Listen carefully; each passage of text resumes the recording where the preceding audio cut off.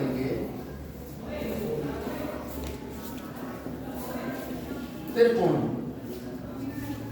त्रिकोण किसमें होते हैं? त्रिभुजों किसमें होते हैं? त्रिकोण मतलब त्रिकोण जिसमें तीन कोण, ओमिति मतलब नापना, तीन कोणों की सहायता से चीजों को नापना, ये हुआ एक चीज। आगे बढ़ते हैं, इसका इंग्लिश में नाम है ट्रिगोनोमेट्री। मैट्री मतलब नापना, ट्रिग मतलब ट्रायंगल, ठीक है। तो ट्रिगोनोमेट्री मतलब त्रिभुजों की सहायता से, ट्रायंगल की सहायता से नापना। बेसिकली त्रिभुज के तीनों कोणों का योग 180 होता है। त्रिभुज की किन्हीं दो भुजाओं का योग तीसरी भुजा से अधिक होता है। समबाहु त्रिभुज की तीनों भुजाएं बराबर होती हैं। समद्विबाहु त्रिभुज की दो भुजाएं बराबर होती हैं। समकोण त्रिभुज का एक कोण 90 होता है, ठीक है। हम ये देख रहे हैं कि कोण का कोण से संबंध है और भुजा का। अभी भी हमने जब समरूप त्रिभुज पढ़े तो उसमें पढ़ा कि समरूप त्रिभुज वो त्रिभुज होते हैं, दो त्रिभुज समरूप कहलाएंगे यदि उनके संगत कोण बराबर हो तथा संगत भुजाओं का अनुपात। उसने ये नहीं कहा कि कोई भुजा किसी कोण के बराबर हो जाए या कोई कोण किसी भुजा के बराबर। कोण का अनुपात संगतता किससे निकल रही है? कोण से। और भुजा की संगतता किससे निकल रही है? तो मैथमेटिक्स में जब तक त्रिकोणमिति नहीं आई थी तब तक कोण का कोण से संबंध था और भुजा का भुजा से। जब त्रिकोणमिति आई तो त्रिकोणमिति आई ही इसलिए ताकि वो कोण का भुजा से संबंध स्थापित कर सके। हम त्रिभुज की जब भुजाएं नाप रहे हैं तो भुजा ही नाप रहे हैं, कोण नाप रहे हैं तो कोण ही नाप रहे हैं, ठीक है। अब मान लो हमें यहाँ से ये हमारा हाथ है, 2.5 किलो का तो नहीं है, ठीक है, लगभग होगा 1.25 किलो के आसपास। तो ये हमारा हाथ है, ये कोण है और ये हाथ है ना। तो इनकी भुजाओं की लंबाइयों का भी तो कोई प्रभाव होगा, खाली कोण का ही प्रभाव होगा, है। अब सनी देओल का हाथ भी ऐसे रख दो, हमारा हाथ भी ऐसे रख दो, कोण दोनों 30 डिग्री पर रख दो, दोनों बराबर हो जाएंगे क्या?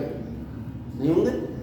उसका 2.5 किलो का है, ठीक है। पता क्या चल रहा है? उसकी हाथ की लंबाई के साथ, यानी कोण और हाथ की लंबाई के बीच में अगर संबंध आ जाए तो फिर एक नई चीज निकल के आ रही है।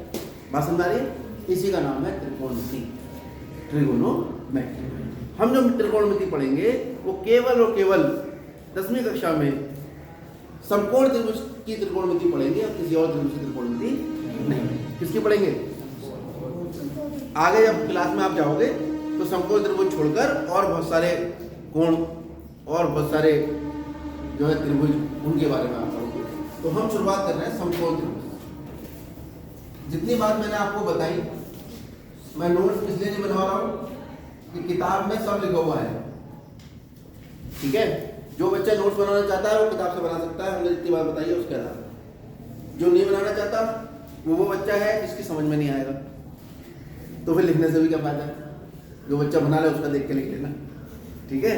कोशिश ये करिए कि अपने नोट्स आप खुद बनाएं। किताब में जो एक एक स्टेप लिखा है उस एक एक स्टेप का हेडिंग बनाइए कि त्रिकोणमिति की परिभाषा क्या है, त्रिकोणमिति की खोज किसने की, सबसे पहले त्रिकोणमिति कहाँ पे प्रयोग की गई, किस देश में प्रयोग की गई, किस जगह प्रयोग की गई, क्यों प्रयोग की गई, ठीक है। हमारे भारत देश में कहाँ प्रयोग है, हमारे यहाँ त्रिकोणमिति का प्रयोग क्या क्या है। त्रिकोणमिति का प्रयोग इतना है कि कोई ऐसी चीज़ नहीं है, पुल बनाने से लेकर, हवाई जहाज उड़ने से लेकर, रेलगाड़ी चलने से लेकर, बस चलने से लेकर, पहाड़ पर चढ़ने से लेकर, पेड़ पे चढ़ने से लेकर, किसी मिसाइल से किसी, ये समझ लो किसी आतंकवादी के ऊपर हमला करने से लेकर, होता है टारगेटेड मिसाइल होती है, यहाँ से बटन दबाया मिसाइल उड़ी ऐसे, अब वो घूम के टेढ़ी मेढ़ी जाकर जहाँ पर तुमने सेट कराया उसका टारगेट वहाँ जाकर फट गई। ये भी सब त्रिकोणमिति से ही होता है। विस्तार से मैं इसलिए नहीं बता रहा हूँ कि आपकी किताब में ही बहुत ज़्यादा विस्तार से नहीं है, क्योंकि जब आपकी उम्र बढ़ती जाएगी तो त्रिकोणमिति का विस्तार होता जाएगा। जैसे ABCD आपने पढ़ी थी, उससे शब्द बने, शब्द से सेंटेंस बने, सेंटेंस से पैराग्राफ बने, पैराग्राफ से किताब बनी, ठीक है। तो आज इस चैप्टर में, आज क्या, जब भी हम अगला क्लास लेंगे, आप त्रिकोणमिति का पहली बार इंट्रोडक्शन पढ़ रहे हैं, ABCD पढ़ रहे हैं, ठीक है। हर क्लास में थोड़ी थोड़ी त्रिकोणमिति आपको पढ़ाई जाएगी, ठीक है।